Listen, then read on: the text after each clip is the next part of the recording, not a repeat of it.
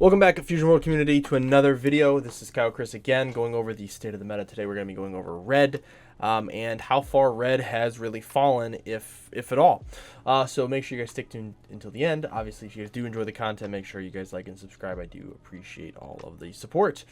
So as I said, we're going to be talking about red today, and red definitely took the most. That's basically what the ban list was. It was just to hit red, and more specifically to hit Topku. As good as Topku was, it fell very far. I would say to the point of being still playable, but not nearly the best option, or even the second best option. It might not even be the third best option. We'll have to talk about that. So we have Universe 7 Goku, Tournament Power Goku, we have Starter Deck Goku, and I can't wait till we get Jiren. I'm so sick of just seeing Goku leaders for this color. And then we have Beerus, right? So we'll first start with kind of the elephant in the room, which is going to be Tournament of Power Ku, or Topku, as he has been named. So this deck received a lot of hits. The Master Roshi ban definitely hurt this deck. The removal of Rebrand, which was a double striker you could play for 1 energy. And then also the limitation on playing Kefla, as Kefla now is only a 1-of in all decks. So what this really does, I should say, kind of means for Topku is that Topku now is no longer the best option, right? If you compare Topku to something like U7, right? U7 now has the ability of, they awaken at 4. They have the ability of buffing all of their cards.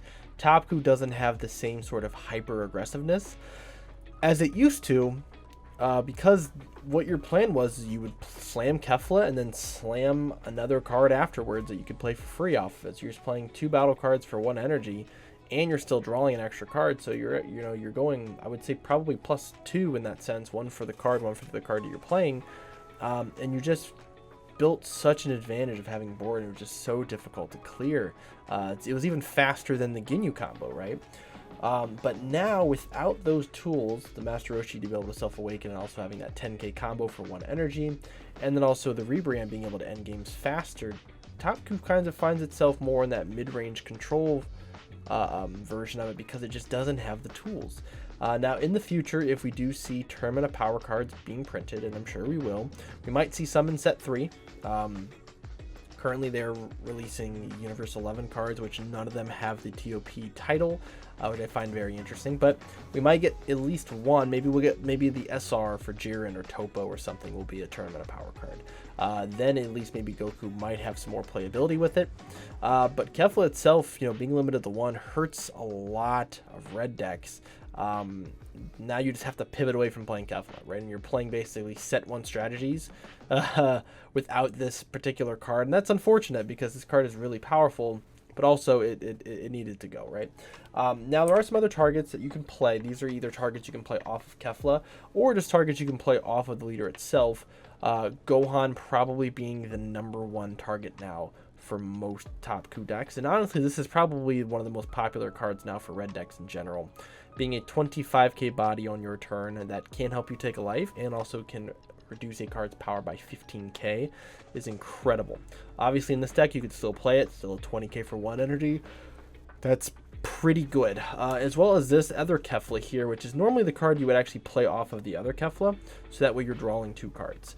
This card is also a 10k. It's a 20k if your leader is awoken, you can draw a card. Honestly, very solid card to actually play off of the leader effect. Still, you can basically, you pitch a card, you play this, you draw a card, so you kind of go neutral there. I think it's technically -1, but you do get a battle card on board for 1 energy, so it's not awful. It's just not nearly as good as a 25k body that spits out another card, right? Now, 2 other targets you can play off of this. One is Ketapesla, which is actually going to be a little bit worse now. Paying 3 energy for this card is just not the greatest, because you can just play Gohan and minus something by 15, while this minuses something by 10, or 2 individual cards by 5. However, the Gohan promo, which has not seen any sort of play, this card is going to be a very powerful card that you can play, because it is a 20k. So you're playing it, it becomes a 40k on your turn, and that's after it hits the board, of course. Now you're swinging 40k for 1 energy. I think this might be the way that you end up having to build Topku is using this card. And then there's also is a Super Saiyan Blue Vegeta that did get printed in next set. That actually I completely forgot about that. I was talking about the support.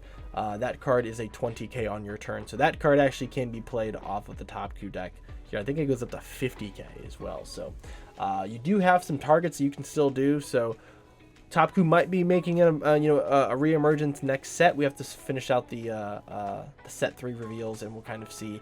But I do think this Gohan is probably one of your better targets now that you can utilize, which we'll have to see if anyone ends up doing it. Now, the big thing with Topku, as I said, I think if you're playing Topku, I do think you are not playing red optimally.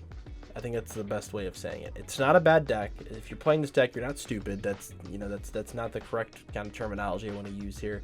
But you are definitely not utilizing what red has to offer if you are still playing this deck. Other colors got better because this particular leader and archetype got hit. So why would you continue playing a weaker archetype when you can just switch to something like U7 and have you basically right back to the level that Topku was, not obviously like the tier 0, but power level wise and being able to match the other colors, U7 is going to be a better target, just in all honesty. That leads us to the starter deck Goku. I do think this deck is just unequivocally the worst red deck out of the 4, bar none. The biggest reason is because this deck has, and I said this in the tier list, this deck hasn't done anything. Actually, probably after this video, I'll probably stop talking about Starter Coup until it tops an event, or like gets like top 16 or something like that. I'm just not gonna talk about this deck anymore. There's no real reason to. The other 3 options are even better. I mean, I would still play Topku over playing this because at least you're able to play 20k out for 1 energy. This deck still just doesn't do anything. Again, what this deck needs, it needs something that can draw when its power is increased, or neg a battle card when its power is increased. That way you can actually draw on both turns. That would make this deck incredibly good. But unfortunately, it has no support that actually interacts and synergizes with the leader. So there's just no point in playing it. You just have better options. If you're going to play this deck, obviously this is probably one of the better cards to play, which is the promo Goku from set 1. It becomes a 25k. You can make it 30. It's basically it's basically a 25k vanilla that you play for 2 energy, right? That's the whole thing. This deck is basically just vanilla spam, and that's not good enough. Going into set 2 now, halfway through, and then going into set 3, where we're kind of getting away from playing skillless cards as much. It's just not that good. And then the other card that people were playing in set 1 a lot was the Android 17, because again, it is a 25k on your turn and your opponent's turn. That can go to 30k, and it also takes a life, and it's a 10k combo. So that brings us to U7. Again, I do think this is the best red deck going forward. Back to kind of what it was in set 1, where this deck was kind of named the best red deck, kind of 1A and 1B with Beerus. Just being able to increase the power of all of your cards on board by 5k is very good. If you only have 1 card on board at a time, you're not really getting the full effect out of this leader. So spending more than like 3 or 4 energy on a card is just not really needed. You should be spending 1 and 2 cost on most of your cards so you can get the most maxed value out of your turn and out of your leader effect. And some of those cards you obviously can run are just some 1-drops that you can spam. TN is a 1-drop 20k, while Frieza is a 1-drop 25k once you have Awoken, obviously. So these are very, very good cards. You can aggro your opponent down very fast with both of these. And then you can kind of shape yourself out with some of the mid-game stuff with some of your 2s and 3 costs. Now with the U7 hit with Master Roshi, that did hit this deck, of course. So you kind of have to change up what your Self-Awakeners are. You're already probably running both of these cards anyways, but now you really have to focus on playing these cards. There's also the Crit Kefla, or the Khalifa, that you can play. That one's okay as well, but you do need to make sure that you have some sort of Self-Awakeners in the deck. You're probably going to have to run more now because you don't have the Roshi, which was your best, your best turn 1, turn 2 play. And then we do have the Gohan here, which I do find to be very interesting of a card, with yellow kind of making a comeback now. Red has this ability of kind of removing a lot of these 1-drop cards that yellow uses. Mainly Frieza can use as multiple cantrips. You have the Ginyu and the Bulma kind of for example. So being able to slam this for 3 reduce their entire board by 10, so it removes all their 5Ks, and now you're swinging at their 20Ks that are now 10Ks. This is a 25K, and your leader's 20K. You can basically just clear a board for 3 energy, and that's really, really, really good.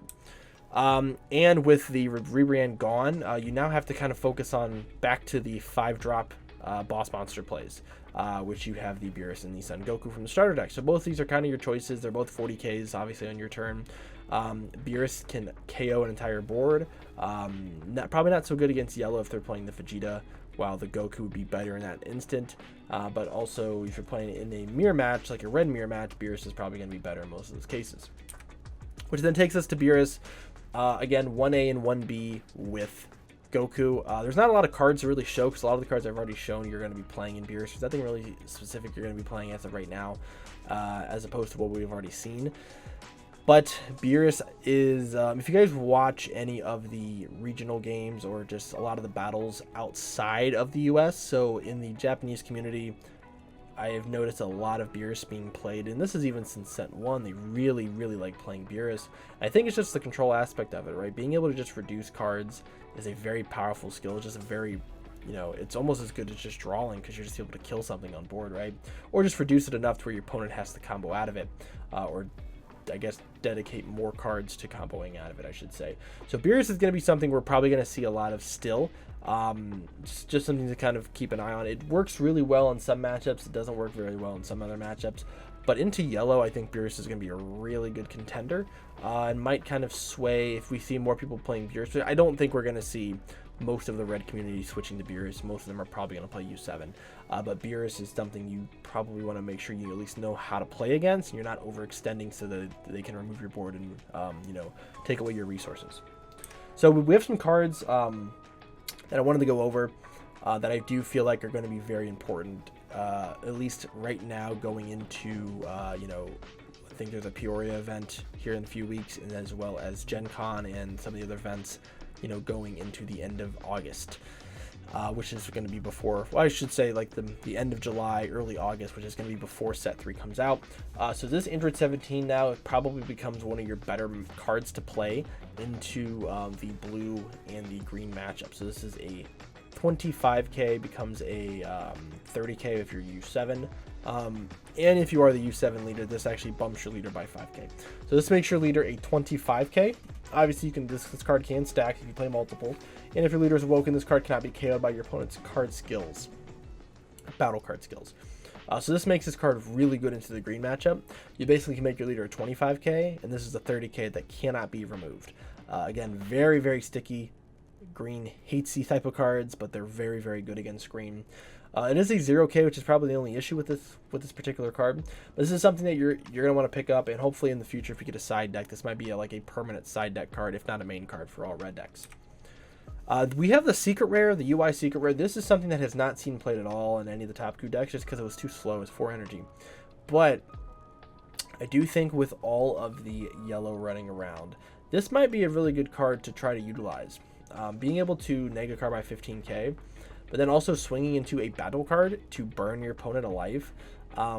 It's a very interesting concept, right? You can swing into a 5K, right, that your opponent has on board. Now they have to dump more cards, or they're taking a burn. You can also remove something else on board. So this is something I would say maybe watch out for. It's not incredibly popular right now. It was really popular at the beginning of set 1 and then kind of faded. But I think this card might be able to be utilized in some aspects as a kind of a tech slot for those like mid to control late games. So even against green, like this card was very good against Broly. You would reduce one of their cards by 15K, one of their 20Ks, and then swing into it, and forces your opponent to combo out of that or take a damage. Or even Gohan, it was good against. So I think this card can make a comeback eventually, maybe as at least a one-of in some decks. But just another card just to understand what the concept is and how this card can be played and what can it do to affect you. And then the last 2 cards I wanted to go over are 2 extra cards, one that is used pretty often and one that is not used at all. So God Kamehameha is a very popular tech option for red decks to remove 30K battle cards, and in Beerus you obviously can remove up to 40K. So if you have no battle cards in play, it is a 1 cost, which makes it really useful. Obviously, if you have a battle card in play, it's a 2 cost, so it's not as good. But this card is very powerful. It is a Saiyan trait, which we don't have any cards that search Saiyans yet. I'm sure in the future we'll probably end up getting something like that. But this card is going to be very good. This was released in the starter deck back in set 1. So something to pick up if you don't have, especially like the full art foils here, because this card will probably end up being utilized at Nationals this year and probably at whatever type of Worlds Fusion World will have. I think red decks will probably play this in some capacity. Then we have Saved by a Barrier. This card I have never seen played other than a few games online. So you choose a battle card or a leader and it gets 20k, and then the chosen card, if it's a battle card, cannot be KO'd in battle for the turn. So why this is good is that this kind of allows you to basically wall up a particular card, and then that card cannot die. So something like Frost, right, is a very good card against yellow. You can board a Frost and then use Save by a Barrier to basically stop them from being able to kill the card, which then also stops your opponent from being able to attack with 20k or less, right? You can also utilize this for if your opponent is going to use like the Burn UI ultimate. You can use this on that battle card and then it can't die, meaning you don't take the damage. There's some very interesting concepts you can use with this card. Also, is just being able to be used only on defense, which is something that red doesn't really have a lot of defensive options that they can use. I think this is definitely something to to kind of look out for as you are playing red, and maybe something you consider putting in as a 1 of or a 2 of if you have the available space for your extra card slots. And that does it for me today, guys. Your choice for best red deck, let me know down in the comments. Which one of these 4 decks do you find? I don't even think it's 4. It's basically just 3, because starter crew's not really, I don't consider it even an option anymore. But which one of these decks do you find to be the most fun, or do you think is going to be the best suited to do well in Battle of the Meta going into the remainder of set 2 in the format? So make sure you guys like and subscribe, as I said at the beginning of the video, if you guys do like the content, and I do appreciate the support, and I hope you guys have a good rest of your day, and take care.